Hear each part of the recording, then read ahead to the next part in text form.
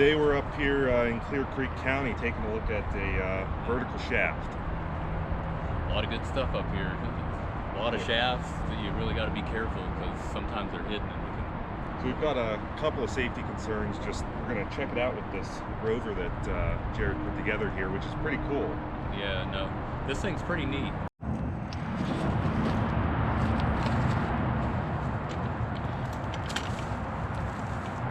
Yeah, so what we have here is basically just one of these little garden rolling carts from Harbor Freight. They're about $59. I rigged it up with a mining light that I drilled through here and put a little screw attachment, welded the back because they always kind of move around on you. The same thing with a GoPro. It has a little slot for a GoPro, and on the back we can attach a rope or actually a winch. So this is a vertical shaft at a very slight incline.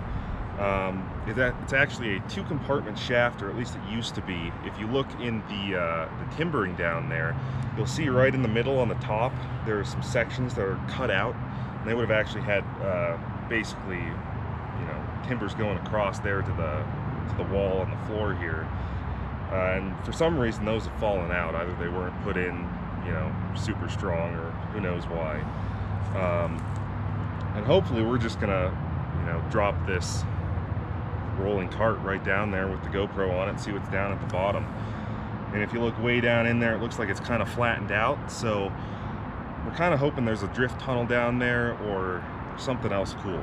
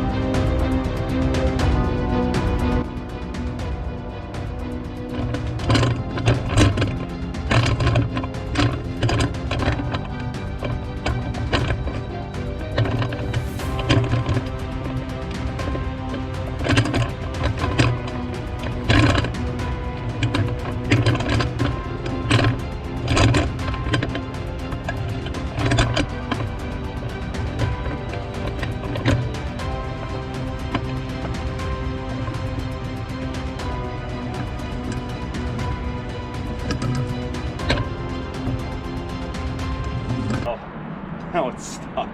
Now it's stopped? Okay, go ahead and pull it back a little bit. See if it goes back. Is it tight?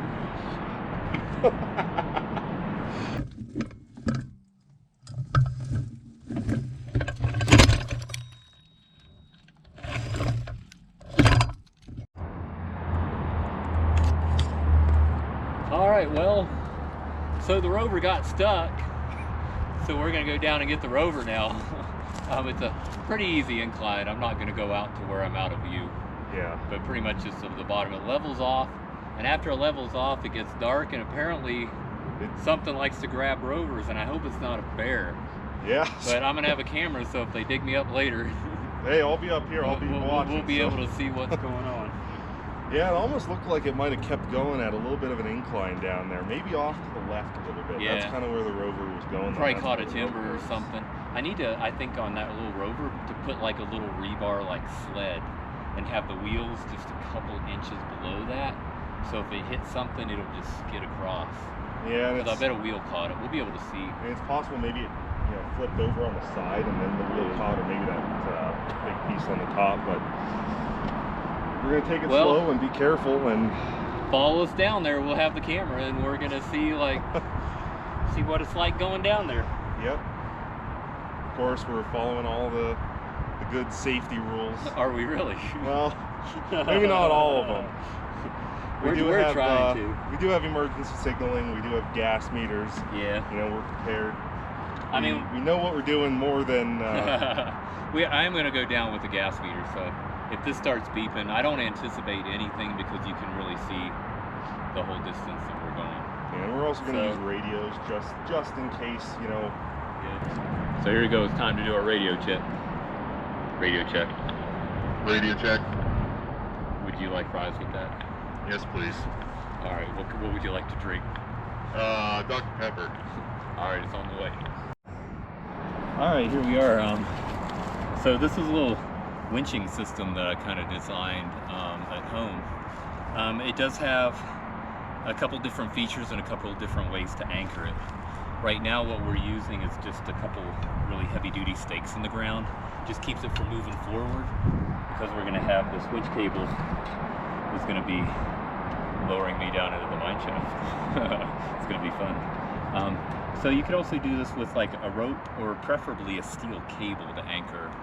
Otherwise, there's also holes over in here where you can drill it into 2x4s or 2x6s. So if you want to cover a shaft, you can anchor to that as well. So there's a lot of different options. Runs off of a battery. It's basically angle iron, a couple pieces of rebar welded in here to anchor the ropes. It's a 2,500 pound winch that's kind of framed in there pretty well. So we'll see how this works. We're testing this out too, so it's all part of a pilot program. We didn't expect to end up doing this, but I guess we're doing it. All right, so harnessed up, fastening in, ready to go down. Sliding over, nothing's catching. Yeah. No, this isn't bad getting down here. Yeah, keep going. Keep going? Yeah.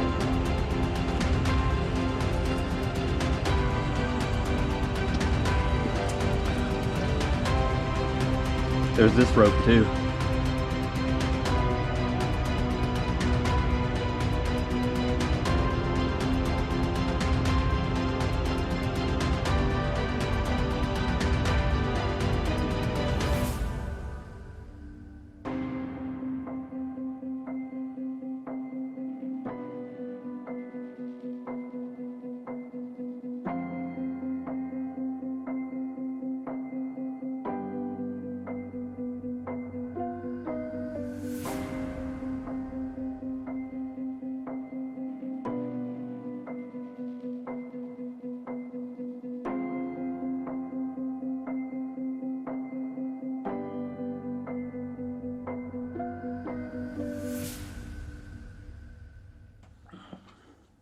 No, it's good. It's just when I talk into it.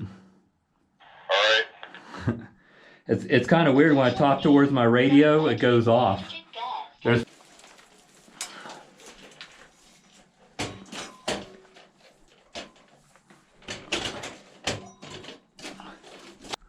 Yeah.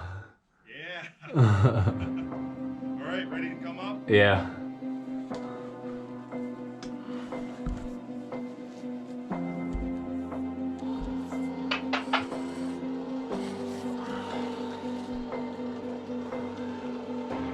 All right, here we go.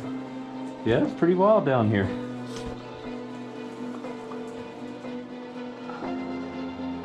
Yeah, you're good. Just go all the way up.